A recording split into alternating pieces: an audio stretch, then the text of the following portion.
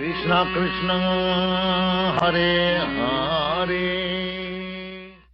When I was in school, it was about Baron Rothschild. This Baron Rothschild, in the 1880s, he was a very famous banker. We all know about him, investment banker, very rich man, giving loan to so many people. But because he was a rich man, he had a big, nice palatial house. And the whole house was full of his photos on the horseback, in the army dress, hunting some animal, all over, But one fine day when he was seeing all these beautiful pictures of himself on the walls of his palace, he realized, I have picture in almost every dress, cooking, hunting, swimming, but I don't have a picture of myself like a beggar. How will I look if I am dressed as a beggar? Rich man fantasies. So then he went and approached a painter in France, apparently who was very famous, and he said, I want you to paint me as a beggar. Now, this painter, who was very famous at that point of time, he said, I just do real life painting, so I can't just imagine you and paint you like a beggar. You really need to dress like a beggar. You really need to look like a beggar.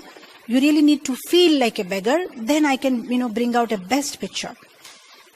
So Baron Rothschild says, what am I supposed to do? So he says, you fast for 6-7 days. You should have that hungry look on your face, haven't eaten for days, and then I can paint a beautiful picture.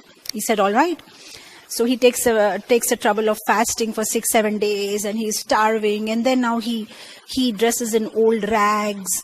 And then they are in France on a beautiful street, and this Baron Rothschild, he is across the street, and he has his beggar's bowl and a very pathetic looking face, and he's standing there, and our painter is on the other side of the street, and he's painting him.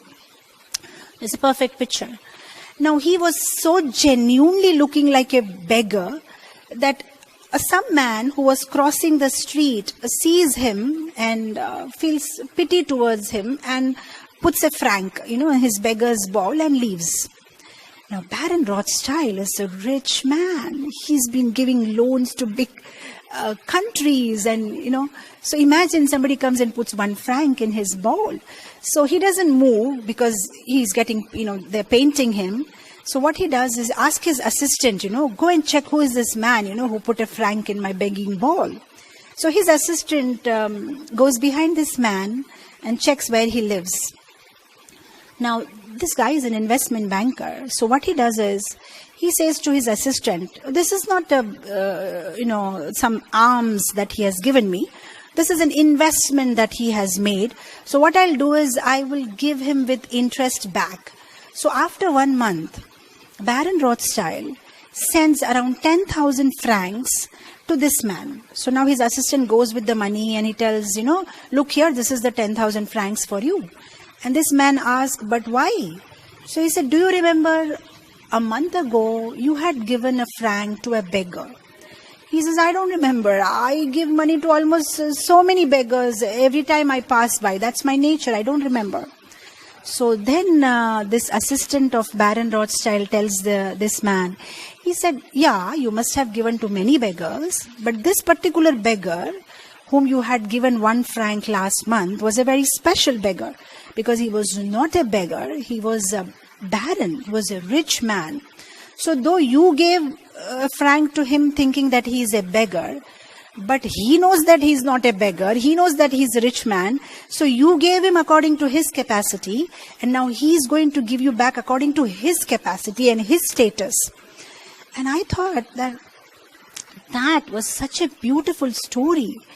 If you see in our lives also, when we pay obeisances to our spiritual master or to devotees or any Vaishnav, fine, we pay obeisances according to our capacity.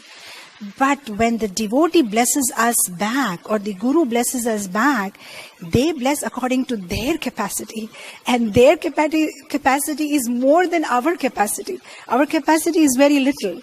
But when they bless us back, because maybe we don't know how great they are, but they know how great they are. So they will bless according to their capacity.